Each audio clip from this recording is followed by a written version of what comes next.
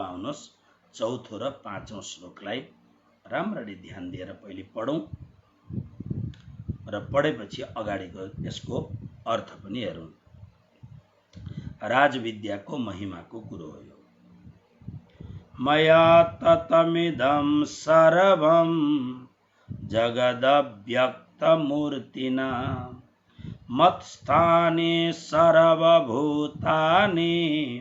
न चाहं तेष्वस्थितः न च मत्स्थाने भूतानि पश्य मे योगमैश्वरम् भूतभृन्न च भूतस्थो ममात्मा भूतभावनः। अब हेर्नुस् राम्ररी पहिलो चौथो श्लोक।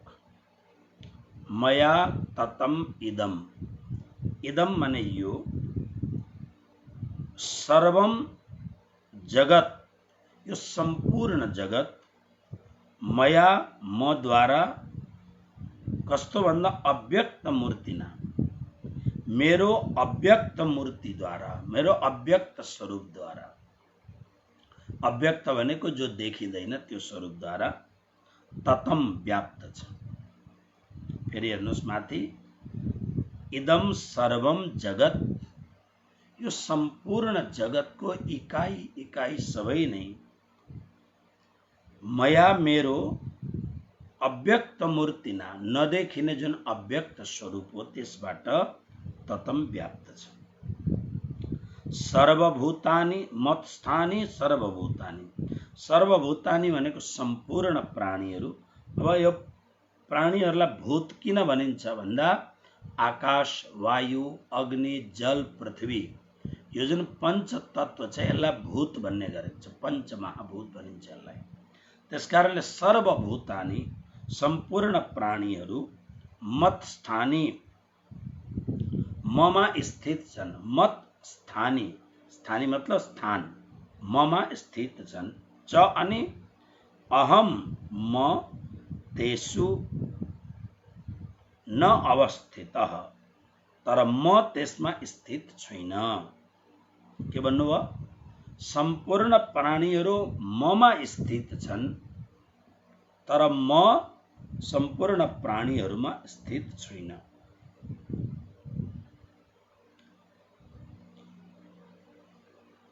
च अनि भूतानि, सम्पूर्ण प्राणीहरू पनि, अब फेरि अलिकति ध्यान दिएर हेर्नु होला।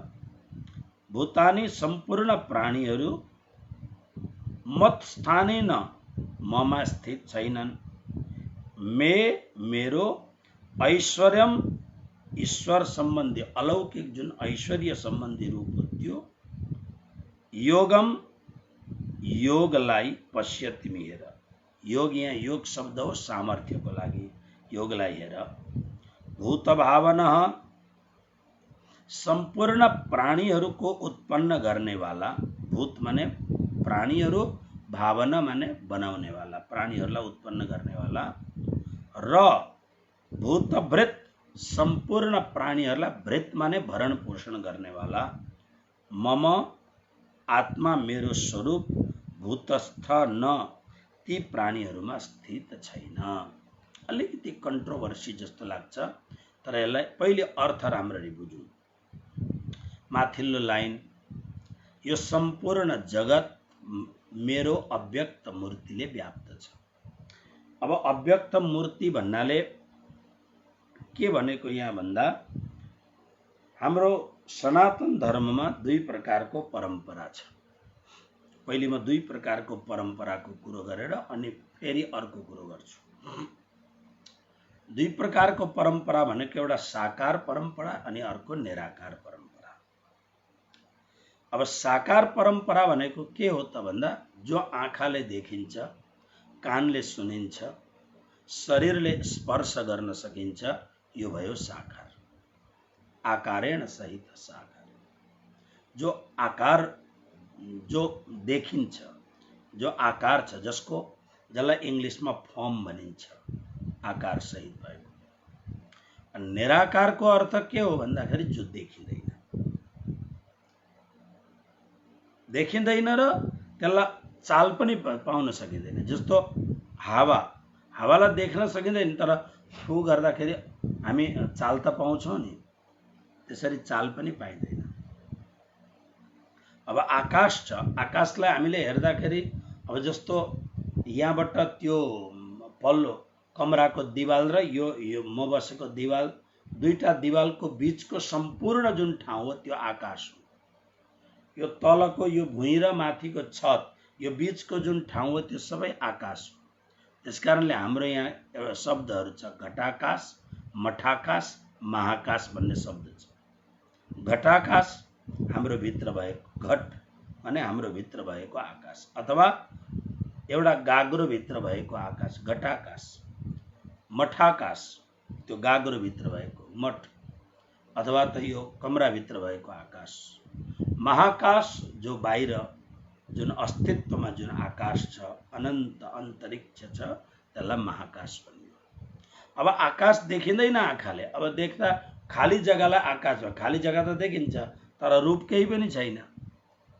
तर अव्यक्त यसलाई भन्छ, निराकार यसलाई भनिँदैन। निराकारको अर्थ हो जो हाम्रो मन बुद्धि वाणीको विषय छैन, त्यसलाई निराकार भनिन्छ। हाम्रो परम्परामा दुई खालको परम्परा छ, मान्ने परम्परा धर्ममा। हामी जो जति पनि प्राय हामी भक्ति जगतका व्यक्तिहरू छौँ। भक्ति जगतको व्यक्तिमा जस्तो हामी कृष्ण प्रणामी छौँ, हामी अक्षरातीत परब्रह्म परमात्माको स्वरूपलाई मान्दछौँ। त्यसकारणले प्रत्येक मन्दिरमा श्री कृष्णको पूजा गर्दछौँ। तर हाम्रो परम्परामा कृष्णको पूजा गर्दा मूर्ति हामी राख्दैनौँ। तर अरू जति पनि वैष्णव परम्पराहरू छन्, जस्तो श्री वैष्णव भयो, निम्बार्क वैष्णव भयो, वल्लभ वैष्णव भयो, गौडीय परम्परा भयो, माधव गौडीय परम्परा भयो, रामानन्दी परम्परा भयो। यसबाट अरू पनि जस्तो वृन्दावनमा हरिदासी परम्परा छ, हित हरिवंशी परम्परा छ। त्यसरी अरू जो परम्पराहरू छन्, प्राय यो दुईटै मात्रै सम्झिनुहोस्। जसले लामो तिलक लाउँदछ त्यो वैष्णव हो, जसले तेर्सो तिलक लाउँदछ त्यो सिधा हेर्ने हो भने त्यो शाङ्कर मतवाला हो, यानि शैव हो। त्यो अशैवमा शाक्त पनि आउँछ, गाणपत्य पनि आउँछ, यी सबै शैवमा आउँछन्। वैष्णवमा हामी सबै पर्दछौँ। वैष्णवमा जसले ऊर्ध्वपुण्ड तिलक लगाइन्छ। त्यसकारणले भगवानको फर्मलाई, भगवानको श्री विग्रहलाई जसले मान्दछ, त्यो मान्नेवाला जति पनि परम्पराहरू छ त्यो साकारी परम्परा हो। अब जस्तो शैव परम्परामा अहिले त अब सबै शिवजीका मूर्तिहरू, भिन्न भिन्न प्रकारका फोटाहरू, मूर्तिहरू निस्किन थाले। तर शैव परम्परा मूर्ति पूजक होइन। शैव परम्परा शिवलिङ्गलाई मान्ने परम्परा हो। शिवलिङ्गलाई मान्नुको अर्थ के हो भने शिवजीको आकृतिपूर्ण स्वरूपलाई नमानेर शिवजीको तेजस्वी स्वरूपलाई मार्ने परम्परा हो। यो शिवलिङ्ग प्रतीक, यसको दुईटा अर्थ छ। यो सम्पूर्ण अस्तित्व यो प्रकारले तयार भएको भनेर, यो सम्पूर्ण अस्तित्वको निर्माणको मूल प्रक्रियाको प्रारूप हो यो शिवलिङ्गको रूप, जहाँ माता पार्वतीको योनि स्वरूप र त्यसमा भगवानको शिवलिङ्गको स्थापना भएको। तर शिवपुराणमा यसको कथा यसरी आउँदछ, शिवरात्रिमा भगवान विष्णु र भगवान ब्रह्माको नसकिने कल्प पर्यन्तको अत्यन्त ठुलो विश्वलाई प्रलय गर्ने झगडा भएको हुनाले यिनीहरूको झगडा मेटाउनको लागि भगवान शिव एउटा ज्योतिको स्वरूपमा प्रकट हुनुभयो र त्यही ज्योति स्वरूप नै पछि गएर शिवलिङ्गको रूपमा ठोस आकृति भयो। त्यसकारणले आज पनि जस्तो 12 ज्योतिर्लिङ्गहरू छन्, नामै ज्योतिर्लिङ्ग यानि ज्योतिबाट प्रकट भएका लिङ्गहरू ज्योतिर्लिङ्ग। जस्तो सौराष्ट्रे सोमनाथम च श्रीशैले मल्लिकार्जुनम इत्यादि जो शब्दहरू छ, ती 12 ज्योतिर्लिङ्गहरू। र यो परम्परा के हो भने त्यो एउटा यस्तो अस्तित्व जसलाई आँखाले देख्न सकिँदैन हो, त्यो स्वरूपको पूजन गर्ने परम्परालाई यो परम्परा भनिन्छ। अथवा हाम्रोमा धेरै यस्तो खालको परम्परा छ जसले ध्यान गर्दछ र ध्यान गरेर ज्योति स्वरूपको दर्शन गरेर परमात्मा एउटा यस्तो खालको अद्भुत अलौकिक परम सत्ता हो जसलाई प्रकाशको रूपमा ज्योतिको रूपमा देख्ने। त्यसकारणले यो शब्दलाई निराकार शब्द, निनास्ति आकारो यस्य सः निराकार, जसको आकार प्रकार छैन त्यो निराकार। यो दुईटा परम्परा छ। अब यो दुईटा परम्परामा जो निराकारी परम्परा छ, त्यो निराकारी परम्परा के हो भने त्यही हो अव्यक्त मूर्ति, त्यही हो अव्यक्त मूर्ति। त के त्यसो भने ब्रह्म निराकार छ त भन्ने हो भने होइन। अब तेस्रो कुरो गरौँ, साकार पनि ब्रह्म हुँदैन, निराकार पनि ब्रह्म हुँदैन।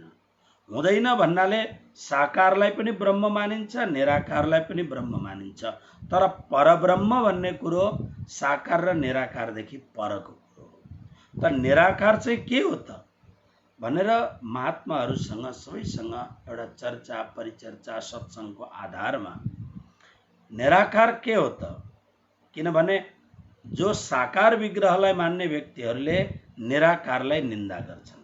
जस्तो गौडीय परम्परामा खास गरेर जुन इस्कनी परम्परा हो, चैतन्य महाप्रभुको परम्परा हो, यिनीहरूले निराकारको अत्यन्त धेरै निन्दा गर्दछन्। तपाईँ प्रभुपादका गीताहरू पढ्नुहोस्, माइक जगत, माइक भनेर यो शब्द माया शङ्कराचार्यलाई पनि उनीहरू नकार दिन्छन्।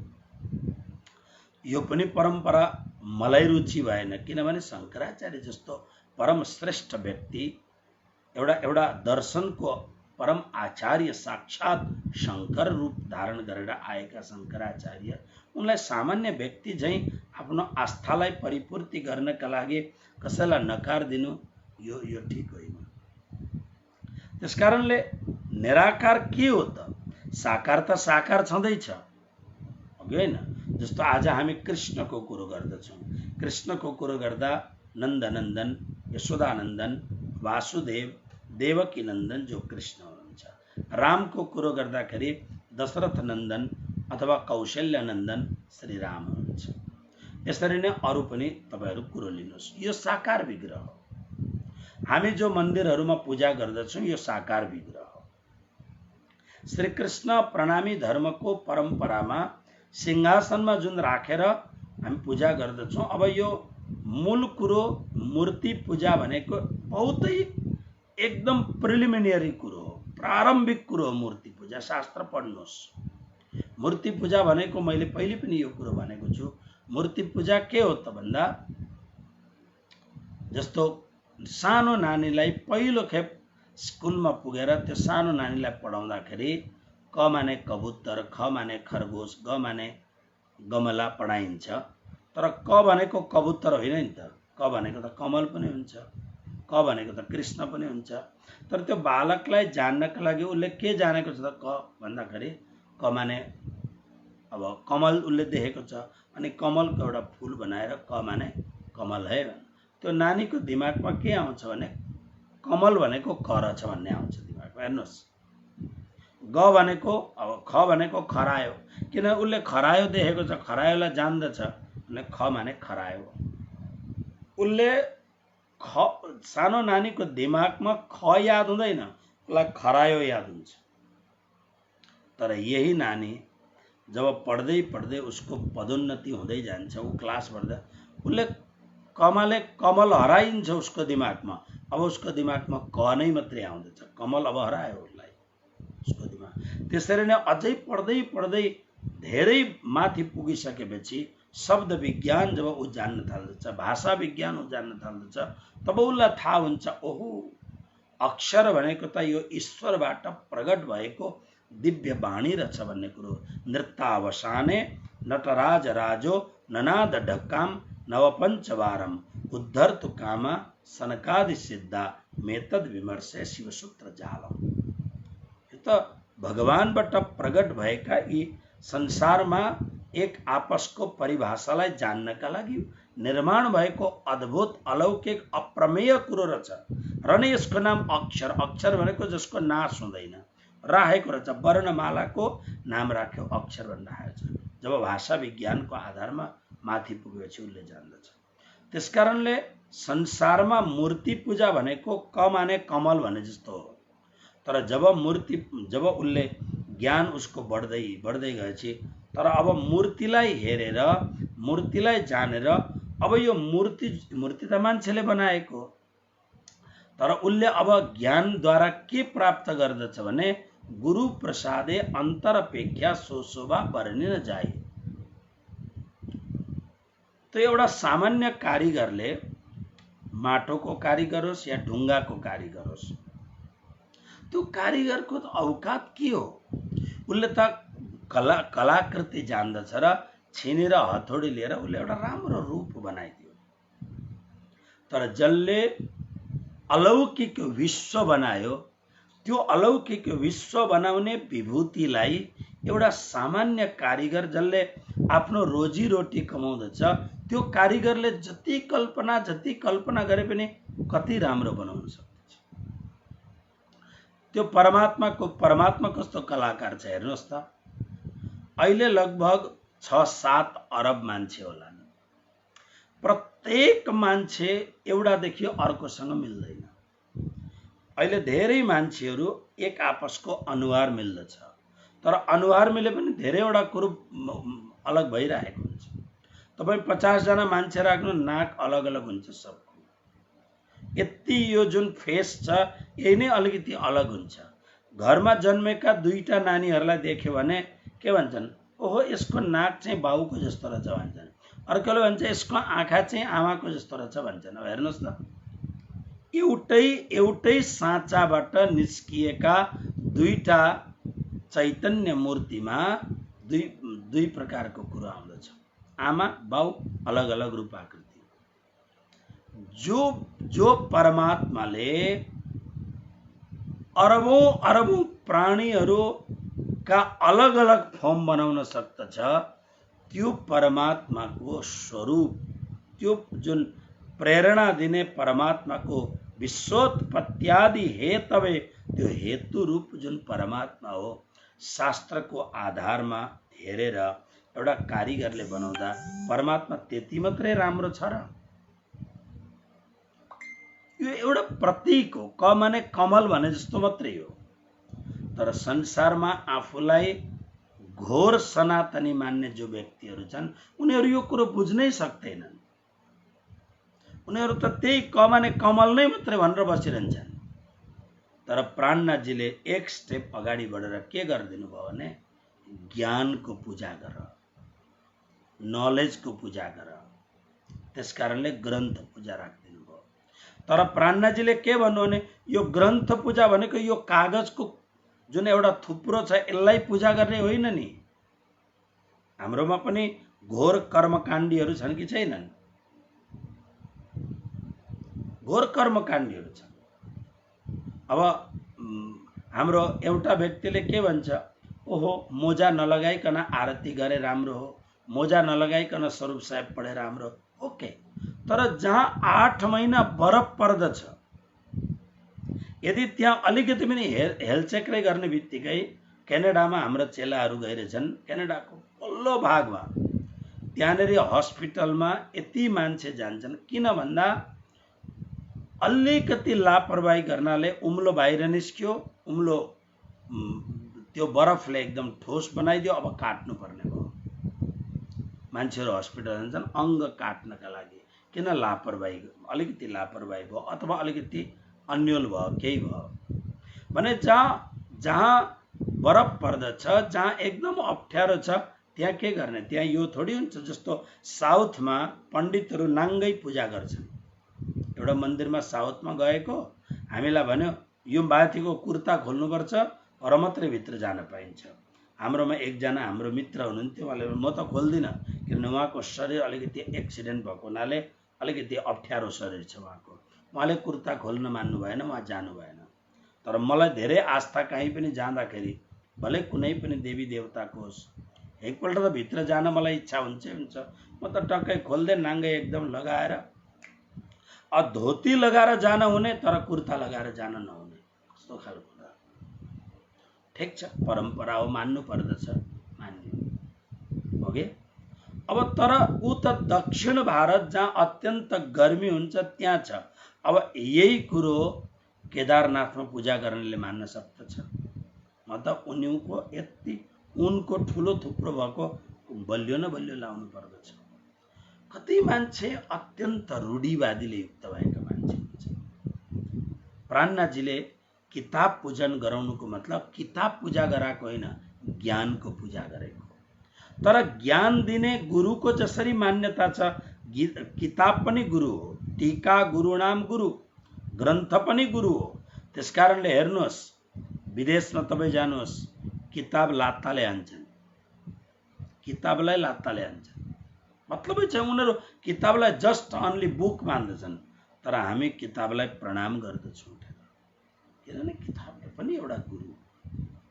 तर प्राणनाथजीको मूल आशय किताबको फर्म पूजा गराउनु होइन, किताब भित्रको जुन ब्रह्म ज्ञान छ त्यसको पूजा।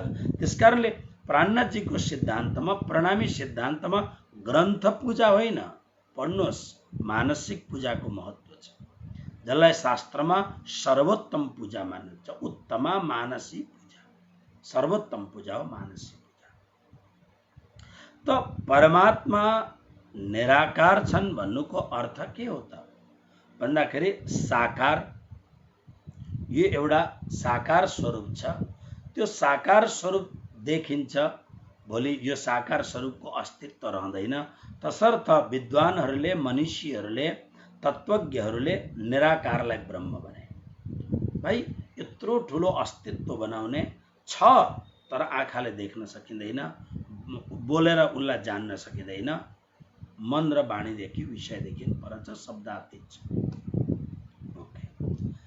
तर यो चिन्तनबाट अर्को कुरो के आयो भने भगवान आदि शङ्कराचार्यले बडा मिठो कुरो लेख्नु भएको छ। म तपाईहरुलाई यहाँ भेटे श्लोक भने बताउँला। म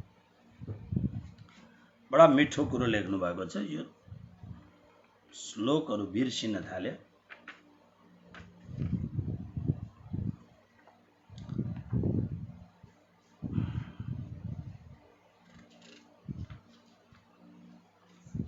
बहुत सुंदर।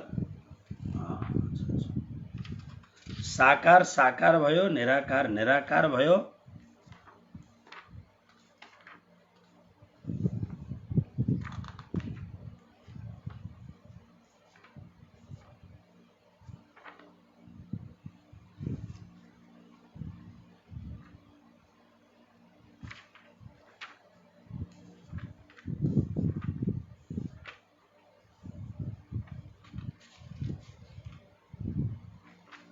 श्री राधे, श्री राधे।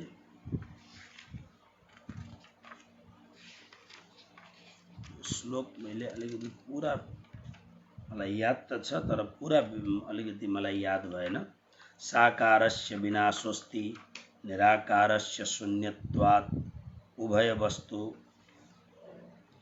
साकारको पनि नाश हुन्छ, निराकार पनि अन्तिममा रहँदैन।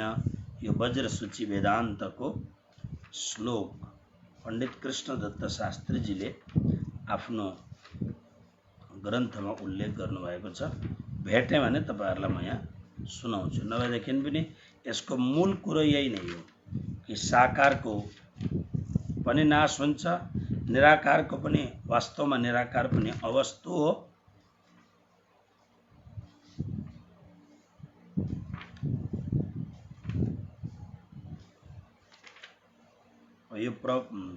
यो गीताको प्रवचन गर्दा गर्दै त्यतिखेर कहाँबाट के दिमागमा सम्झना आउँछ त्यो पूर्व जन्मको अलिकति त्यो कुरो। अनि यो पहिलेदेखि नै म धेरै विचार गरेर राख्दिन।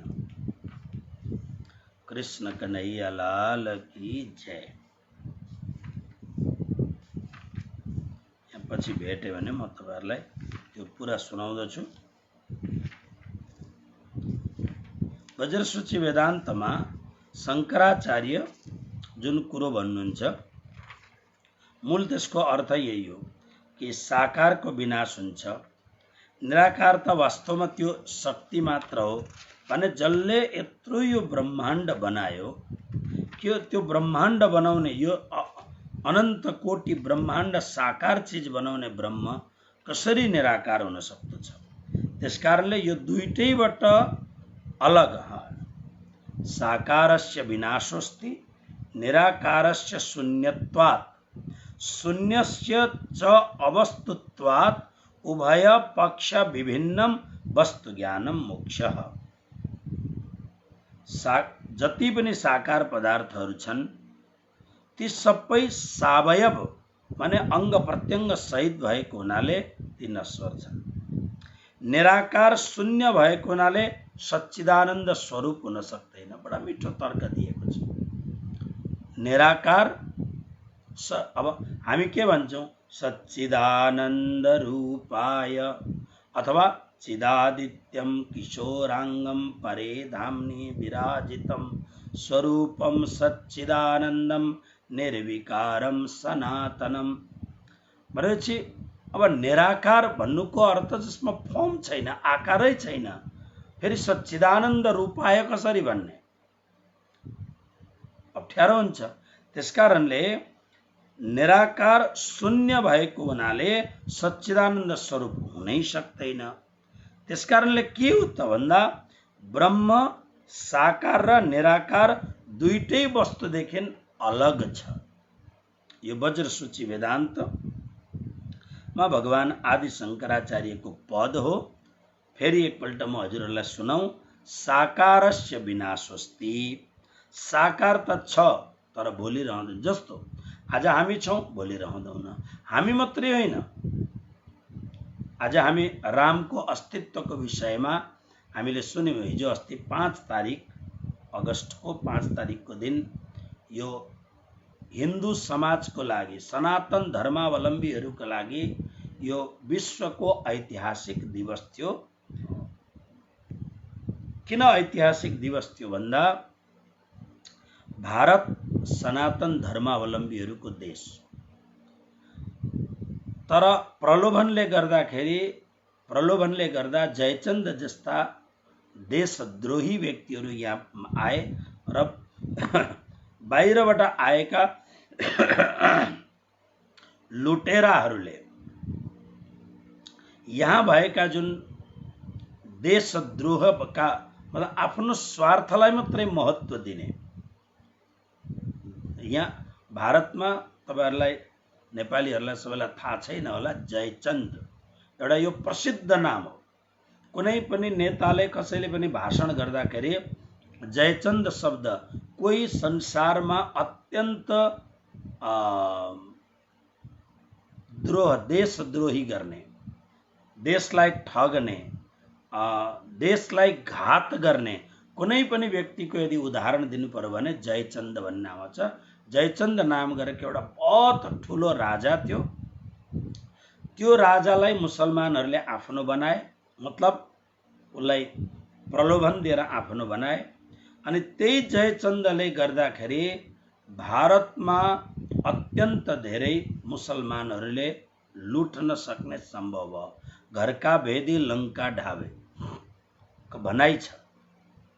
रावणलाई रामले मार्नै सक्ने थिएनन् यदि विभीषण रामको पक्षमा नगएको भए।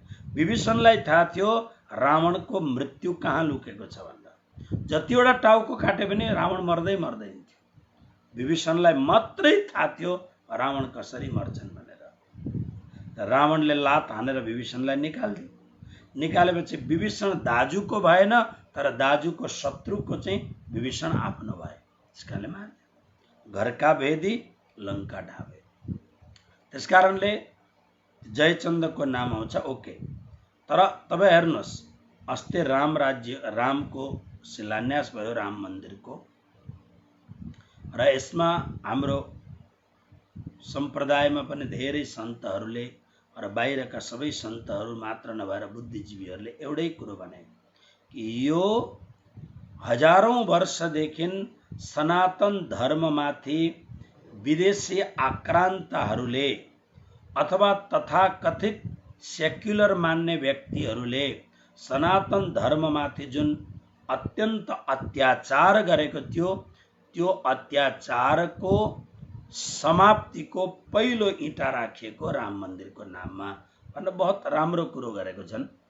अब हेर्नुहोस्, अब राम कहाँ जन्मे भनेर यति धेरै 150 वर्षदेखि त केसै चलिरहेछ यसमा। राम कहाँ गए? राम त यहाँ आएका थिए, आज राम छैनन्। कृष्ण यहाँ आएका थिए, कृष्ण आज छैनन्। त्यसरी नै हाम्रा अरू अवतारहरू आए, ती छैनन्। हाम्रा ऋषि महर्षिहरू जुन अष्टसिद्धि नवनिधिलाई प्राप्त गर्ने ऋषि महर्षिहरू, खोइ तिनीहरू।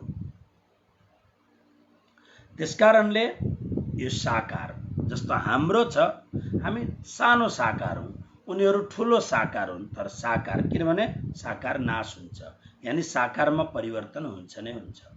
निराकार शून्य भएको हुनाले सच्चिदानन्द रूपाय भन्नै सकिँदैन। त ब्रह्म के हो त भन्दा शून्यस्य अवस्तुत्वात्, शून्य अवस्तु हो। वेदान्तमा वस्तु ब्रह्मलाई भनिन्छ। सच्चिदानन्दाद्वयम् वस्तु, यो वेदान्तको सूत्र हो। त्यसकारणले वस्तु नभएर अवस्तु भयो त्यो त।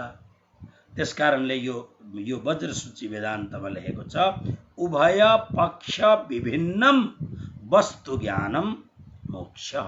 उभय पक्षबाट अलग जो हो त्यही मात्र मोक्ष हुन सक्दछ।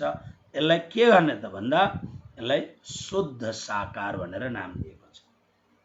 शुद्ध साकार त हाम्रो भन्ने के भनिन्छ, शुद्ध सनातन श्री कृष्ण प्रणामी धर्म की जय भनेर यसरी जयकार लाग्छ। सनातनमा पनि शुद्ध आयो। किन आयो भन्दाखेरि जुन सनातन वास्तविक सनातन छ, यो हामीले अहिले जुन सनातन भन्छौं, यो देवतालाई मान्ने ऊ देवतालाई मान्ने, जो एकमात्र परब्रह्म परमात्मा ब्रह्मलाई मान्दछ त्यो हो सनातन। सनातन संस्कृति भनेको एकम सत विप्रा बहुधा वदन्ति। त्यसकारणले अब के हो त कुरो, यो निराकार चाहिँ के हो त भन्दा ध्यान दिनुहोस्। जस्तो मिठाई, यति बुझ्दाखेरि यो दुईटैवटा श्लोक बुझिन्छ अनि 5औं 6औं श्लोकमा लागु। निराकार के हो त भने यो मौलिक रूपमा मैले विचार गरेको कुरो हो। यो जुन परब्रह्म परमात्मा सच्चिदानन्द घन श्री कृष्ण हुनुहुन्छ, उत्तम पुरुष परब्रह्म परमात्मा, त्यो परब्रह्म परमात्माले साकार ब्रह्माण्ड बनाउनुहुन्छ।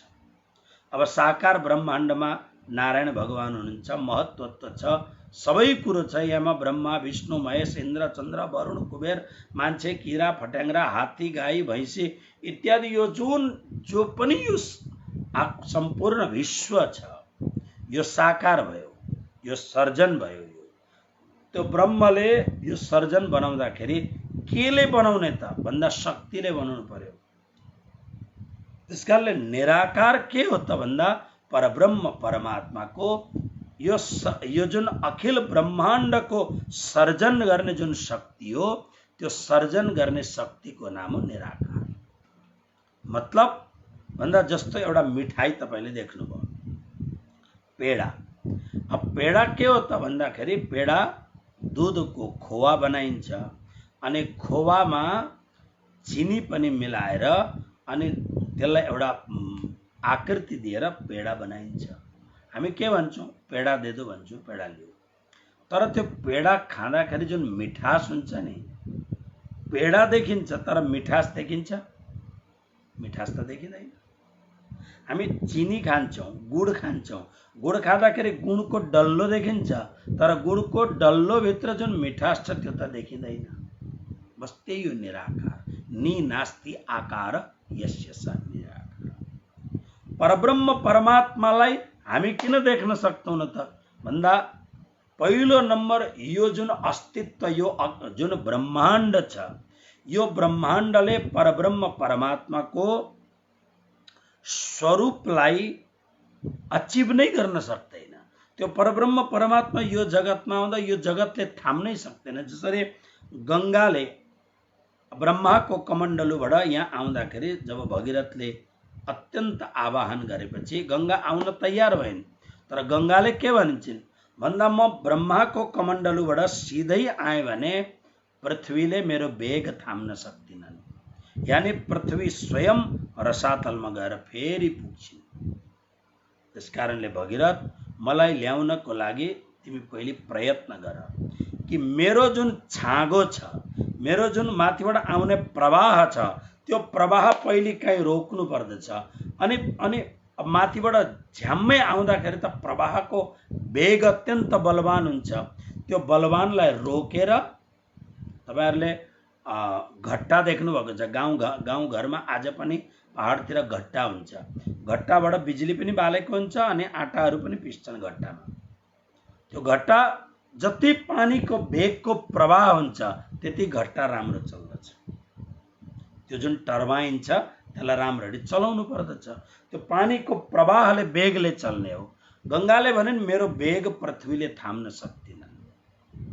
त्यसकारणले मेरो वेग थाम्नका लागि पहिले केही उपाय गर भन्दा अब के गरौँ त उपाय भन्दा मेरो वेग थाम्ने केवल एउटै मात्र ईश्वर छ, त्यसको नाम हो शंकर। शंकरले मेरो वेग थाम्न सक्दछ। फेरि शंकरको आराधना गरे अनि शंकरको आराधना गरेपछि भगवान शंकरले भन्नुभयो अच्छा गंगामा यति अहंकार आयो, चलो आउन देऊ गंगालाई। भगवान शंकरले जटा फैलाएर राख्नुभयो। अब हामीले सोचेको शंकर कस्तो हुन्छ? 6 फुटको 7 फुटको एउटा मान्छे त हो हामीले सोचेको शंकर। कल्पना गर्नुहोस् न, हाम्रो कल्पना कति छ भन्दा शंकरलाई एउटा फर्ममा सोच्दाखेरि हामीले सोचेको शंकर 6 फुट 7 फुटको शंकर हुन्छ।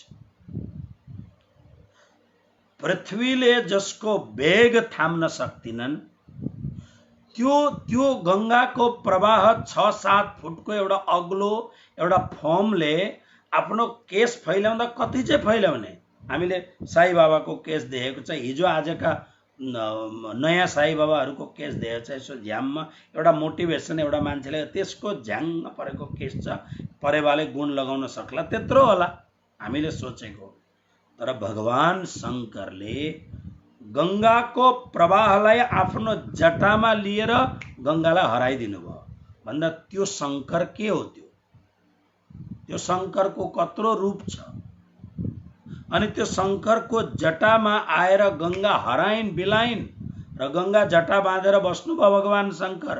रुन थाले भगीरथ, प्रभु तपाईको जटामा हाल्नका लागि ल्याएको होइन, मैले मेरा पूर्वजलाई तार्नका लागि ल्याएको।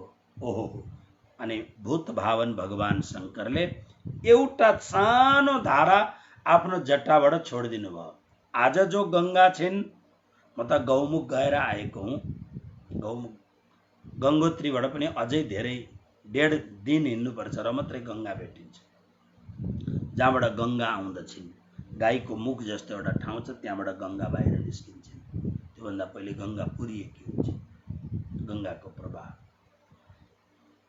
त्यो जुन अतुलनीय गंगाको प्रवाहलाई भगवान शंकरले थाम्नु भयो भनेपछि तपाई विचार गर्नुस् के हो भगवान शंकर? कत्रो रूप छ भगवान शंकरको।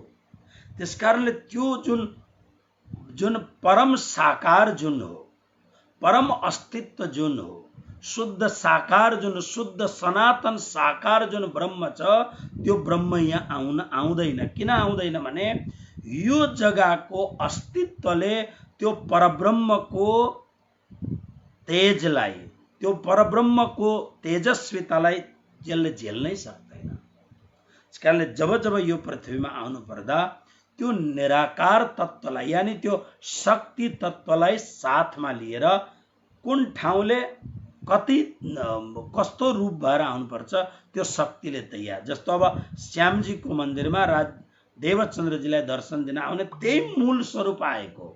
तर त्यो जामनगरको त्यो परिस्थितिमा देवचन्द्रजीका आँखा त यी संसारका आँखा हुन् नि त, यो आँखाले भ्याउने तत्त्व आउनु पर्यो नि त्यहाँनेरि। हुकुमको स्वरूप होइन, यो साक्षात स्वरूप हो। तर यो अव्यक्त जुन माया छ, योग माया छ, योग माया समावर्त भएर अनि परमात्मा आउनुहुन्छ। त्यसकारणले हामीले 3वटा कुरो बुझौँ यहाँनेरि। अब यो तपाईलाई गीताको कुनै पनि टीकामा यो कुरो भेट्नुहुन्न नि, किनभने गीताका टीका लेख्ने व्यक्तिहरूले खालि निराकार र साकारको मात्रै प्रतिपादन गरेका छन्। म बहुत विनम्रताको साथमा भन्दैछु, यसमा अत्यन्त प्रौढ ज्ञानीहरूले पनि यो कुरोलाई स्पर्श गरेको छैन, धेरै नै। तर गुरु कृपाले, सम्प्रदायको आशीर्वादले, तारतमको कृपाले मैले यो कुरो हजुरहरूलाई निवेदन गर्छु। यही नै परम सत्य हो।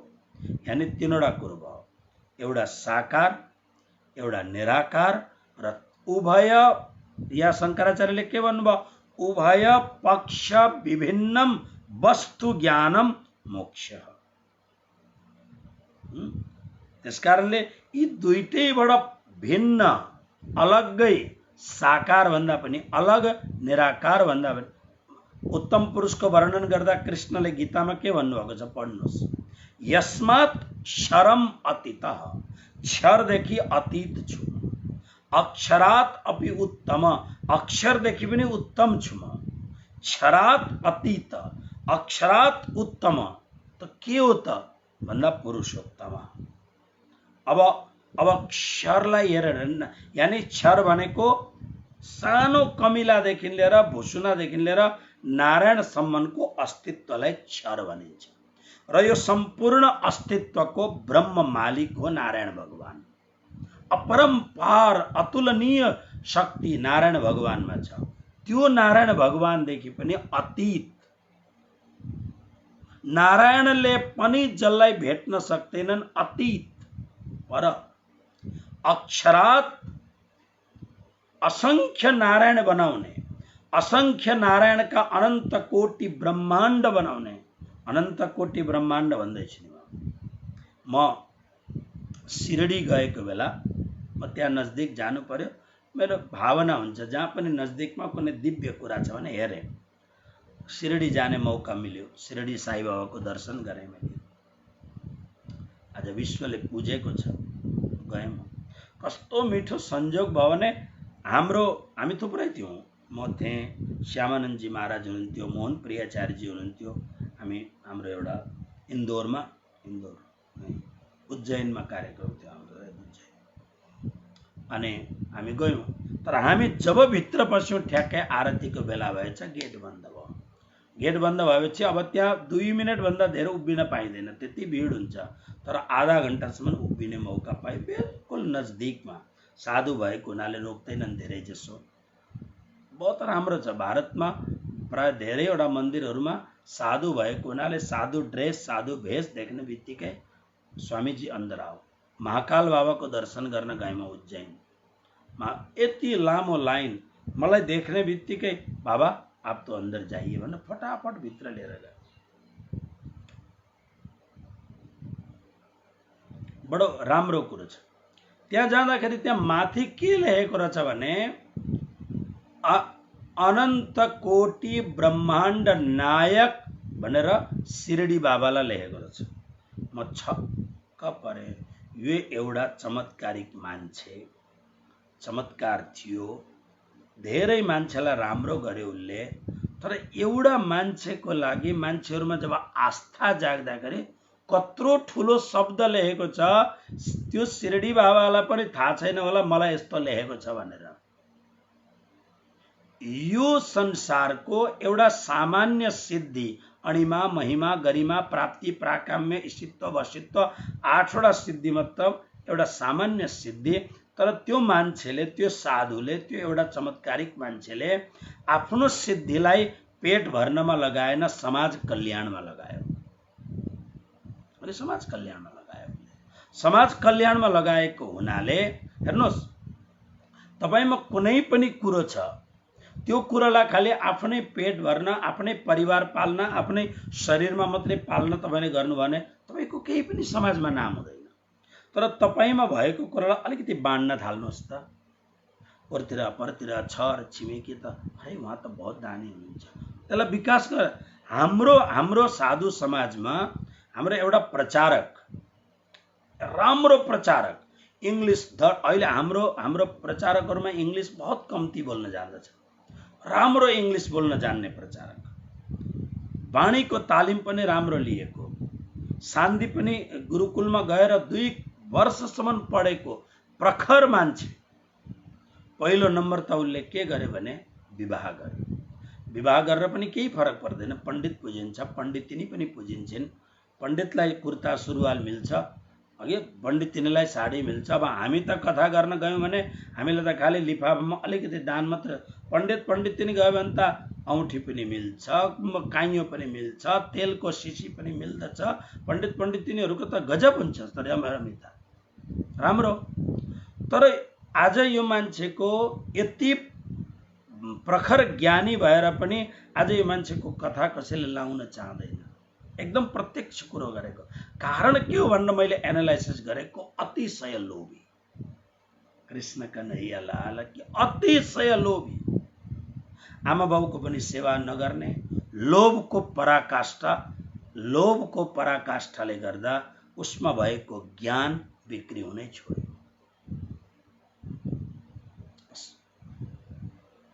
त्यो ध्यान राख्ने कुरो हो यो। जब तपाईँ बिका त्यो शिरडी बाबा उसले जे जानेको थियो त्यो कुरोलाई उसले बढाउँदै गएपछि मान्छेहरूको ओहो बाबाप्रति आस्था जाग्न थाल्यो।